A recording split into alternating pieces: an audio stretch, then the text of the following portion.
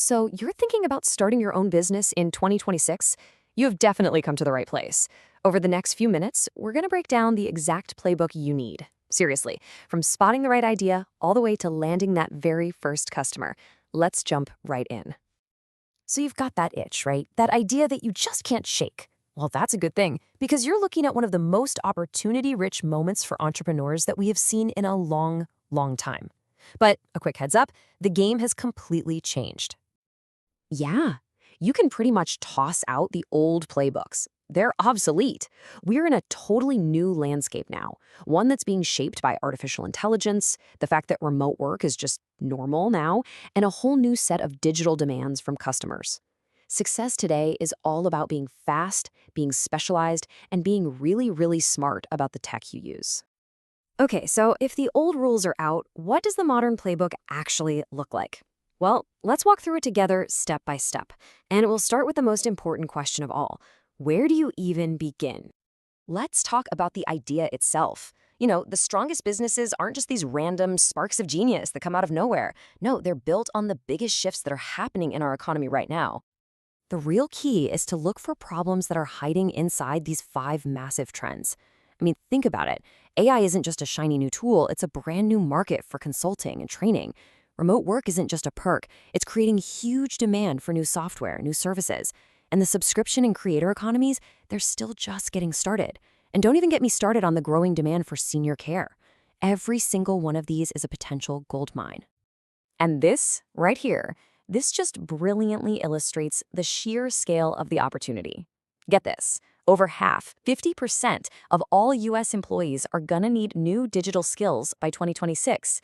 That creates a massive opening for businesses in AI-powered education, in consulting, in automation services, basically anything that helps bridge that gap.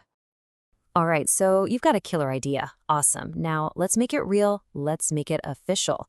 I know, navigating all the paperwork can feel super daunting, but as we're about to see, it really just boils down to a few simple, logical steps. We're going to use Los Angeles as our example here, but honestly, this applies just about anywhere. The whole process basically comes down to three things.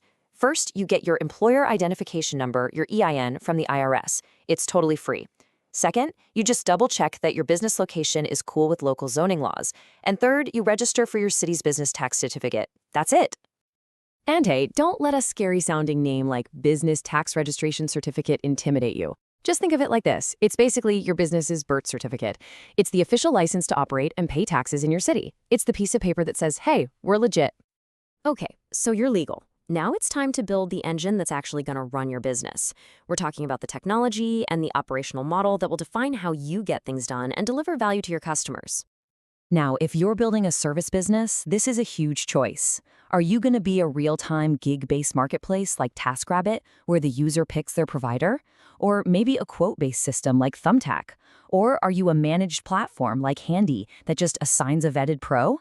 Each of these models dramatically changes your operations, your ability to scale, and of course, your profit margins. And just as important is how you get paid. You know what they say, cash is king? Well, in a small business, cash flow is the whole kingdom. In 2026, it's not just about accepting payments, it's about how fast that money actually hits your bank account.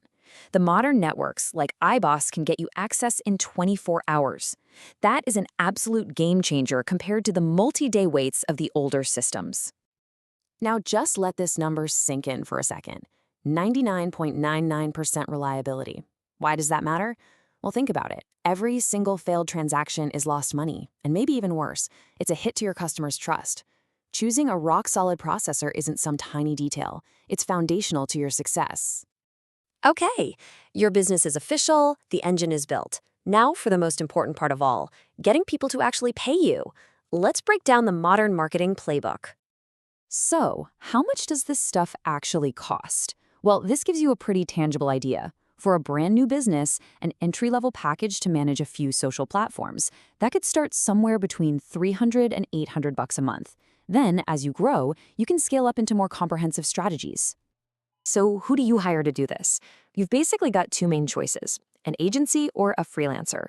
An agency gives you a whole team of specialists, but it costs more and you might get a little less personal attention.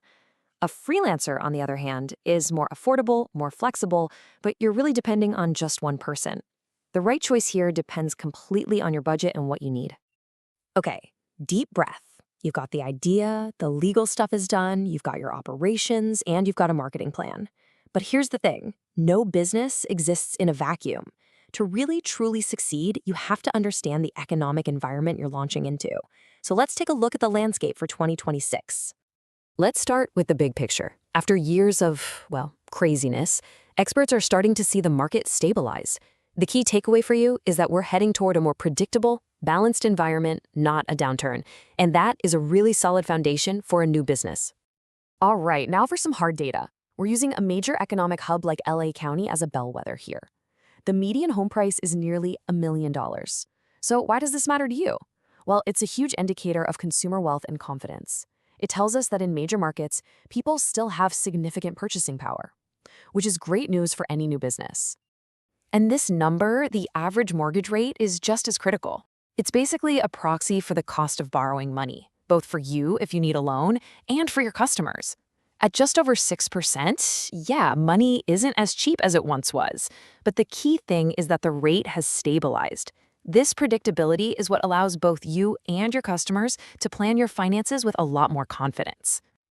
So, there you have it. We've covered the ideas, the legal steps, the operational models, and the economic landscape. The roadmap is clear, the opportunities are absolutely real, and the tools, well, they're more accessible than they have ever been before. The only question left is, what are you going to build?